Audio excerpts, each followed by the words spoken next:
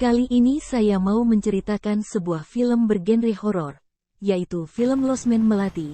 Film ini dibintangi oleh Alexandra Gottardo, Kiki Narendra dan banyak bintang lainnya, dan disutradarai oleh Mike Wilwan dan Billy Christian. Oh my God!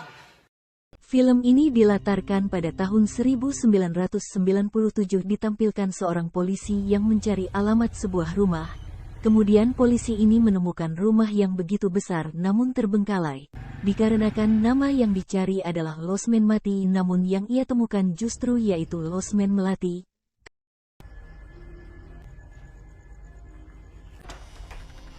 Dan polisi itu pun memasuki rumahnya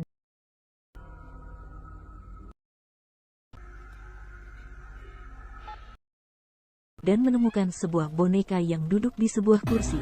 Tak lama ia melihat sebuah lukisan yang bergerak dan langsung menusuk matanya. Kejadian tak terduga pun terjadi.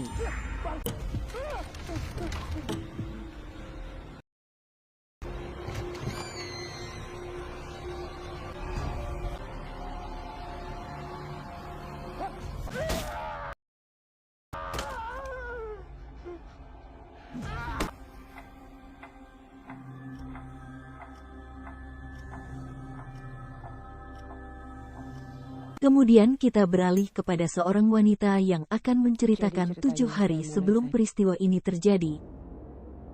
Diperlihatkan sebuah keluarga yang sedang dalam perjalanan menuju rumah eyang atau nenek. Ini eyang. Setelah perjalanan panjang, keluarga ini memilih untuk beristirahat. Yang awalnya sudah memesan di Losmen Anggrek tetapi tidak jadi dikarenakan penuh dan tidak ada pilihan lain selain di Losmen Melati.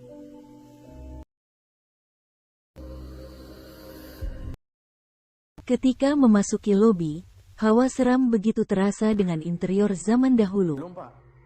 Tadinya kami rencana mau nginap di Losmen. Setelah memesan sebuah satu kamar tidur, keluarga ini diberitahu bahwa setiap pengunjung yang ingin menginap memiliki tradisi akan dijamu oleh sang pemilik Losmen, yaitu Nyai Melati. Pertemuan itu Nyai Melati mengatakan bahwa Gemi mirip sekali dengan anaknya keluarga itu. Soalnya bonekanya muter. Dan menceritakan bahwa mertua keluarga tersebut telah meninggal dengan tenang, tetapi Nyai Melati meragukannya karena setelah pertemuan itu, Dara dan Karim pun bercerita perihal mertuanya yang memilih dimasukkan ke panti jompo dikarenakan usia dan juga kesehatan. Terdapat penyesalan setelah melakukan hal tersebut. Ketika malam hari, Gemi melihat bayangan eyangnya yang telah mati, dan memiliki dendam akibat keluarga tersebut melupakannya. Kemudian Gemi pun berusaha membangunkan kedua orang tuanya, tetapi ortunya sangat kebo.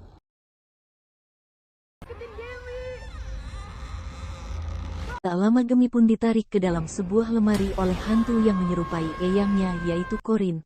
Biar gampang menyebutnya, kita panggil Korin saja ya. Ketika orang tuanya terbangun lantas langsung mencari keberadaan Gemi, dan Dara melihat bahwa Gemi sedang memegang sebuah pisau yang hendak membunuh Karim. Gemi yang sedang dalam pengaruh Korin pun tidak bisa mendengar teriakan Dara, lalu Gemi pun mencocol Karim dengan sebuah pisau. Setelah memasuki kamar, Dara menanyakan apa maksud dari Korin tersebut melakukan hal ini. Dara pun sentak langsung menyerang Korin yang mengakibatkan Dara harus jatuh dari jendela. Setelah itu, Nyai Melati pun menghampiri kamar tersebut, dan mengatakan bahwa Gemi adalah anak yang cocok untuk sebuah ritual. Lalu Nyai Melati menceritakan bahwa ia terlahir karena kegelapan dan ibunya telah dikutuk ayahnya, seorang serdadu Belanda pada tahun 1887. Lalu ayahnya meninggalkan ibunya ketika mengandung. Akibat hal itu ibunya Melati pun menemui sebuah dukun untuk memperbaiki nasibnya dan mengorbankan kandungannya untuk persembahan ritual. Akan tetapi yang seharusnya kandungannya mati justru hidup. Dukun itu pun mengutuk ibu dan anak yang baru lahir tersebut. Kemudian Melati dan ibunya menemui Dr. Kusno, yang konon katanya bisa menyembuhkan kutukannya. Tak lama Dr. Kusno menyuruh Melati dan ibunya untuk datang saat malam hari agar tidak diketahui siapapun. Tetapi sayangnya desas-desus kutukan Ibu Melati telah tersebar kepada para pemburu mistis, dedemit dan hal jahat lainnya. Tak lama Melati dan ibunya pun dikepung ketika ingin mendatangi rumah Dr. Kusno oleh para pemburu yang mengakibatkan ibunya dan Melati harus digantung agar kutukan musnah.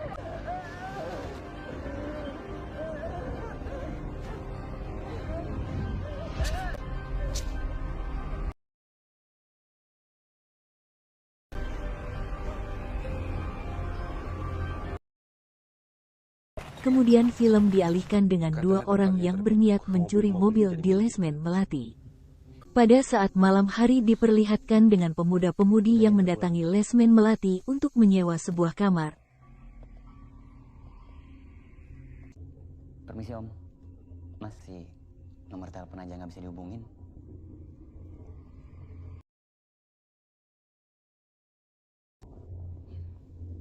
Kalian masuk ke kamar. Dan beritahu bahwa penyewa diundang untuk minum teh bersama Nyai Melati yang sudah menjadi tradisi di Lesmen tersebut.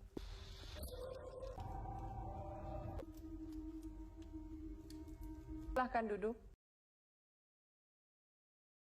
Telah menemui Nyai Melati pun mengingat kembali pada tahun 1900, yang saat itu Melati dan ibunya digantung, lalu diselamatkan oleh seorang anak perempuan, dan memintanya untuk mengikutinya, tetapi memilih untuk diam di tempat menemani ibunya.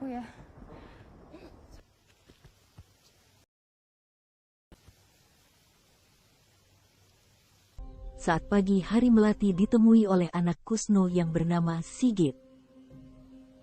Tak lama Sigit membawa ibunya Melati ke dalam basement. Pak Kusno sedih karena gagal mengobatkan ibunya Melati. Kepentingan penelitiannya. Setelah itu datang seorang tunawisma yang membawa mayat yang dipatuk oleh ular dikarenakan Pak Kusno memiliki obsesi meneliti mayat.